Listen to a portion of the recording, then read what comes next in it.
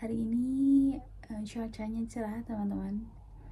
Dan gimana kalian semua kabarnya? Semoga semuanya baik-baik aja ya, sehat selalu. Dan tapi aku lagi sedih teman-teman karena salah satu akun YouTube aku itu kena ban sama YouTube. Aku nggak tahu kenapa, mungkin ada kesalahan dari aku yang tidak disengaja dan aku nggak ngerti gitu, maksudnya karena keterbatasan pengetahuan aku kali ya teman-teman. Jadi aku sedikit sedih, tapi ya udahlah ya. Dan ini di akun YouTube yang ini aku sekedar mau sharing sama teman-teman yang pernah aku bahas juga di video sebelumnya di akun aku, tapi kali ini aku mau ngejelasin lagi syarat untuk menikah dengan warga negara asing, terutama itu warga negara Turki teman-teman, karena aku menikah dengan warga negara Turki. Jadi apa aja syaratnya itu nanti aku bakal sharing di sini. Aku bukan profesional yang mengerti semuanya ya teman-teman. Jadi kita sharing di sini dari pengalaman aku. Ya, jadi kalau misalnya ada teman-teman yang tahu update-nya yang lebih terbaru lagi, jadi kita sharing di sini gitu ya teman-teman. Ini pengalaman aku menikah tahun 2024 kemarin, yang mau aku share syarat-syaratnya apa aja. Dan aku mulai dari kita persiapan untuk menikahnya ya teman-teman.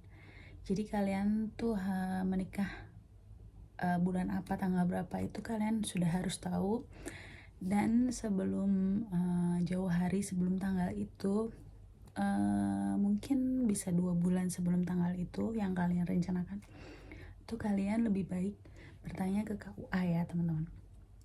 Karena di sini teman-teman, KUA di daerah saya, di daerah aku itu mungkin beda sama daerah kalian teman-teman. Jadi setiap daerah mungkin peraturan KUA tuh ada yang berbeda, bukan berbeda banget gitu, bukan ya teman-teman, tapi ada yang berbeda. Contohnya kayak di KUA aku itu mintanya semua dokumen yang dari orang asing teman-teman itu harus dirubah ke bahasa Indonesia teman-teman. Tapi ada juga KUA sebagian daerah yang nggak usah bahasa Indonesia, jadi bahasa Inggris aja gitu, nggak apa-apa teman-teman. Jadi kalian harus tanya dulu ya teman-teman, di KUA itu apa aja syaratnya. Nanti tuh kalian tuh dapat selebaran gitu teman-teman, itu ada tertulis syaratnya apa aja yang harus kalian bawa, dan itu lengkap teman-teman. Jadi kalian gak usah bingung, itu nanti lengkap. Dan biasanya pihak wanitanya atau prianya jadi warga negara Indonesia itu sama kayak nikah sama warga negara Indonesia aja gitu. Cuman yang beda itu nanti pihak warga negara asingnya ya, yang di sini kita bahas warga negara Turki gitu teman-teman. Nah itu tadi ya teman-teman, pertama tuh tanya di KUA kalian gitu ya teman-teman ya. Jadi nanti tuh di KUA itu seperti pengalaman aku dapat kayak gini teman-teman. Jadi selebaran gitu teman-teman. Jadi di situ sudah tertulis lengkap teman-teman. Jadi kalian tinggal baca di situ. Jadi kayak surat pengantar dari kelurahan, N1, N2, N3, N4 itu sebagainya teman-teman. Terus fotokopi KTP, KK gitu ya teman-teman. Foto dan itu lengkap. Dan ada nanti kolom untuk bagi warga negara asing gitu di bawahnya gitu. Nanti ada kolom khusus gitu ya teman-teman di sini. Jadi ini aku bacain ya teman-teman.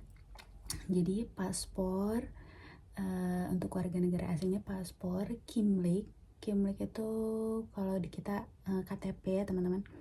Terus habis itu akte kelahiran, KK, terus surat izin dari kedutaan Turki tentunya teman-teman ya.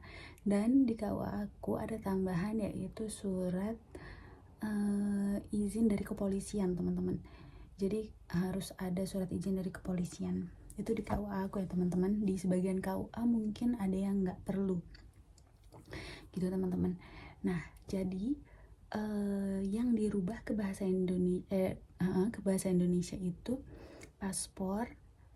Maaf kepotong tadi teman-teman ya. Jadi tadi itu paspor, kimplik, akte kelahiran, KK. Nah ini ya teman-teman, itu kalau calon kalian single ya teman-teman.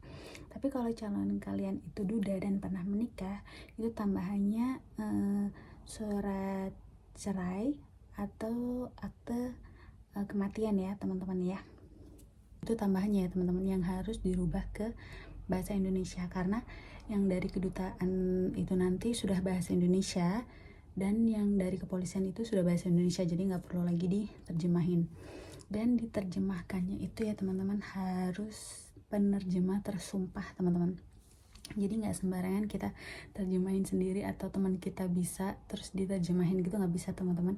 Jadi harus melalui penerjemah tersumpah. Dan karena ini bahasa Turki ya teman-teman, jadi agak sedikit mahal teman-teman, karena itu harus dirubah dari bahasa Turki ke Inggris, setelah Inggris ke bahasa Indonesia teman-teman. Jadi 2 kali. Tapi kalau misalnya KUA-nya itu menerima dalam bahasa Inggris, itu lebih enak teman-teman. Jadi ongkos penerjemahnya itu jadi semakin sedikit. Jadi bahasa Turki ke bahasa Inggris gitu teman-teman. Nah itu tadi untuk syarat-syaratnya. Dan sekarang aku mau ngejelasin untuk gimana dapetin surat dari kedutaan Turki yang ada di Jakarta ya teman-teman. Surat rekomendasi nikah, surat izin nikah gitu maksudnya teman-teman. Itu namanya CNI. Dan itu pengalaman aku teman-teman, itu calon aku itu harus datang ya, kayaknya itu nggak bisa diwakilkan teman-teman, dan itu harus datang calonnya ya teman-teman. Itu datang ke kedutaan Turki dengan bawa kimlik aja gitu teman-teman, bawa KTP aja, KTP mereka ya.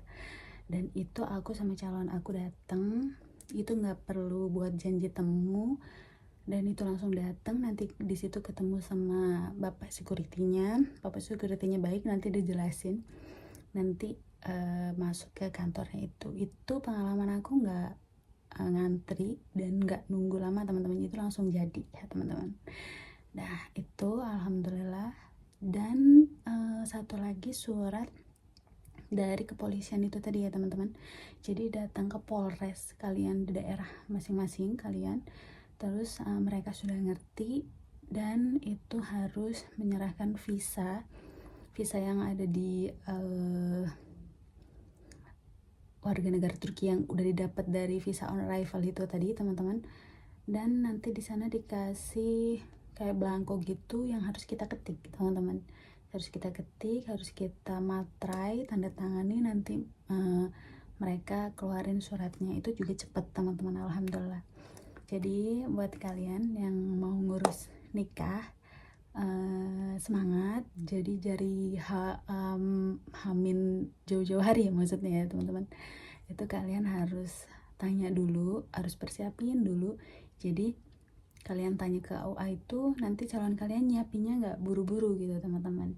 Kalau misalnya calon kalian datangnya di Indonesianya lama, itu bisa enak, bisa ngurusnya bareng-bareng gitu. Tapi kalau ada yang datang ke Indonesianya itu cuman hamin 2, hamin 3 gitu maksudnya teman-teman. Nah itu harus diurus dari jauh-jauh hari ya teman-teman gitu.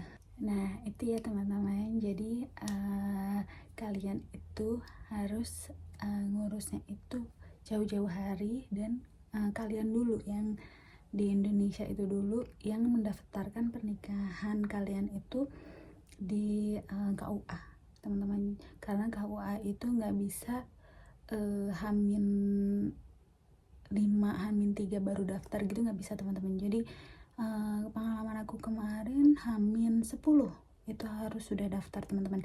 Dan minta tolong ke pihak KUA kalau calon kalian itu datangnya nanti. Jadi syarat-syarat yang lain itu nanti menyusul gitu maksudnya teman-teman gitu. Jadi syarat yang sudah ada itu nanti yang punya kalian itu kalian daftarin dulu gitu maksudnya teman-teman. Nah teman-teman gitu tadi Mohon maaf penjelasan aku kalau kurang jelas ya teman-teman. Kalau misalnya kalian mau ada yang tanyain, kalian bisa komen, nanti insyaallah aku jawab. Dan mungkin aku buat video kalau misalnya kalian belum jelas bagian apa yang belum jelas gitu teman-teman. Terima kasih teman-teman, semoga yang ngurus pernikahan sekarang yang lagi nonton semoga lancar ya, dilancarin ya semuanya. Semangat teman-teman, assalamualaikum.